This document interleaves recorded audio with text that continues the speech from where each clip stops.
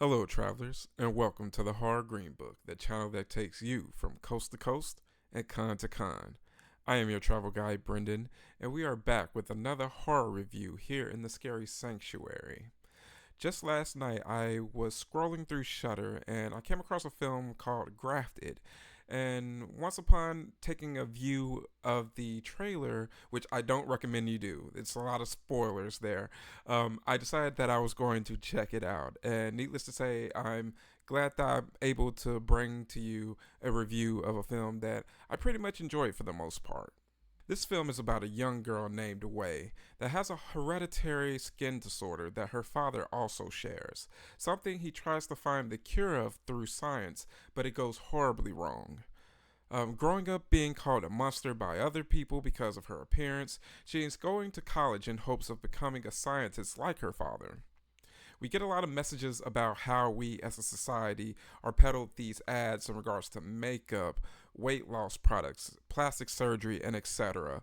So that's very timely. I think it's great how body horror is having a bit of a moment with the substance receiving love in the form of Academy Award nominations. Also, I feel like this film will undoubtedly receive comparisons with The Substance, especially from those that don't know too many examples of the body horror subgenre. I'm loving how the colors pop on the screen with this film. There are many examples of bold choices in lighting and the clothing of the characters. Almost every shot of the film, you can't help but notice how everything is so bright and vibrant, which is a major plus. I like to say there was a great job as far as directing by Sasha Rainbow. This is her first full length directorial job, and it puts me in mind of the 2002 film May. I would say that's a great double feature, Way and May. So, if you're a fan of other quirky horror films involving female leads such as Ginger Snaps, this will be a recommended watch. The film reminded me of certain parts of Darkman as well, with the grafted parts only lasting for so long before you're needing a new one.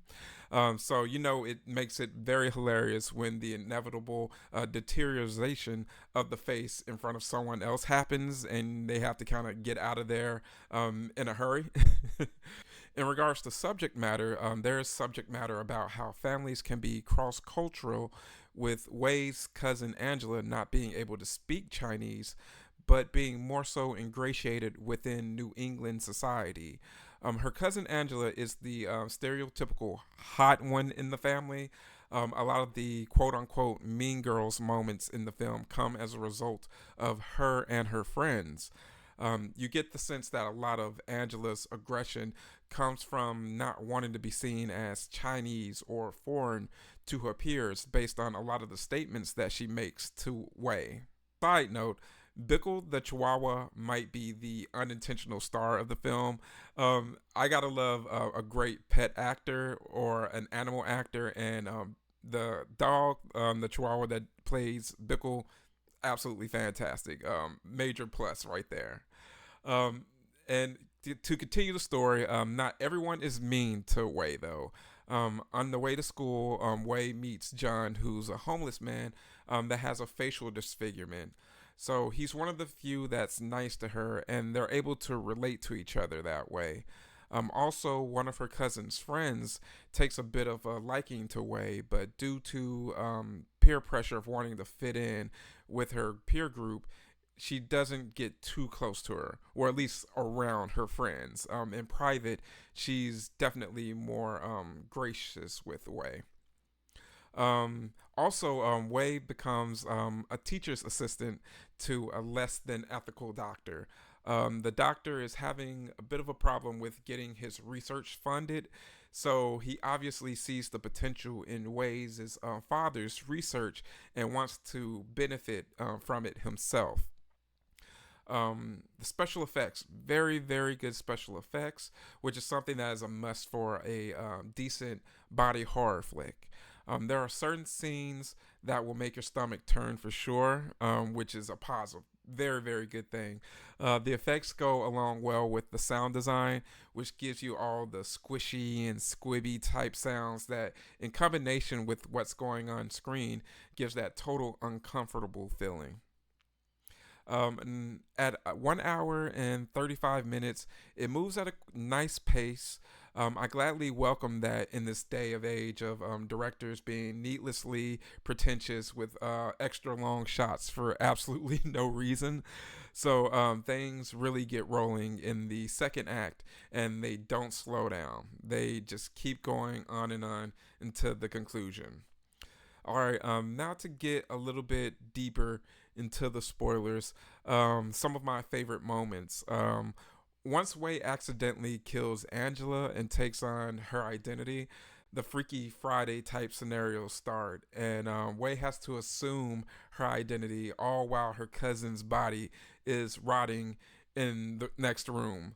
So, how does the girl that's never been popular in her life handle the pressure of being one of the it girls? Well, apparently she just racks up more bodies in an assortment of ways.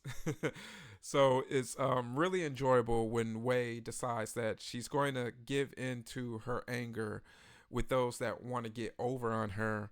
But you get a lot of the anxiety that's really ramped up as she's having to keep up with the phones of her victims and having to keep up with lie after lie. And it just mounts and mounts and mounts the pressure that she's under.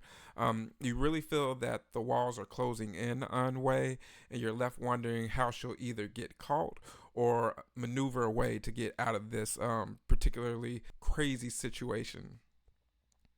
Another couple of random thoughts I've had were, how did no one notice that Angela, quote unquote Angela, now has Wei's very distinctive set of teeth? That was something that I found so funny throughout the duration of the film. And also, did everyone's nose stop working? There's bodies that are decomposing, and that really does have to smell.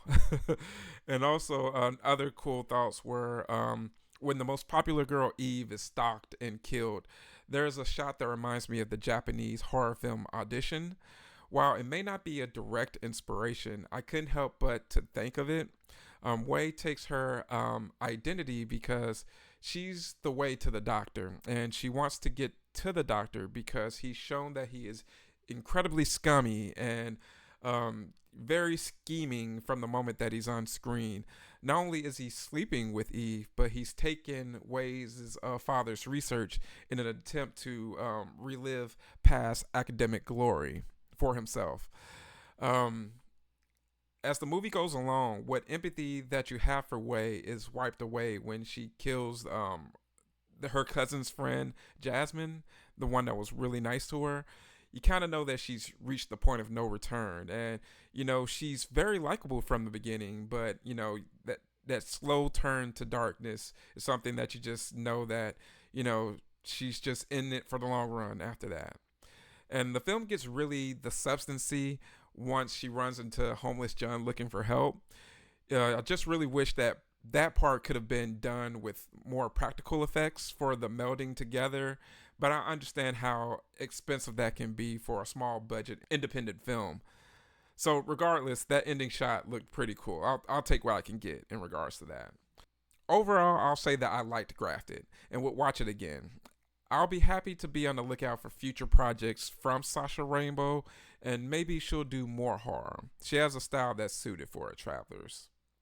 Well, travelers, that will be my time. I just wanted to show you guys a quick little run through of Grafted, which was a film that I really enjoyed. While not perfect, is a good little watch that moves along pretty quickly, and it's something that if you enjoy a little bit of gore but not necessarily too much, definitely check it out if you have Shudder.